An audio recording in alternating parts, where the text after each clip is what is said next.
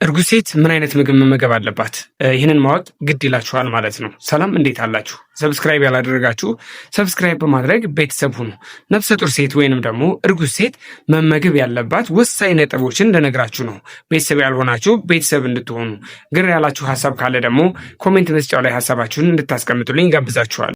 አንድ ሴት ነፍሰ ጡር ከሆነች በእርግዝና ወቅት መመገብ ያለባት ወሳኝ ነገሮችን ልንገራችሁ። የመጀመሪያው ፕሮቲን ነው።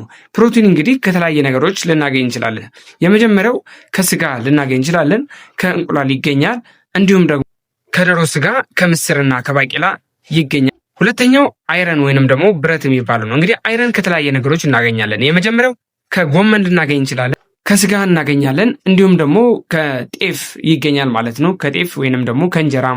ሶስተኛው ካልሽየም ነው። ካልሽየም ከተለያየ ነገሮች ይገኛል። ይህም ደግሞ ወተት፣ እርጎ፣ አይብ ከመሳሰሉ ነገሮችን ካልሽየም ልታገኝ ትችላል። አራተኛው ፎሊክ አሲድ ነው። ፎሊክ አሲድን እንግዲህ ከተለያየ ነገሮች ይገኛል። ለምሳሌ ከጎመን፣ ከቆስጣ፣ ሰላጣ እንዲሁም ደግሞ ከአትክልት ፍሬዎች ልናገኝ እንችላለን።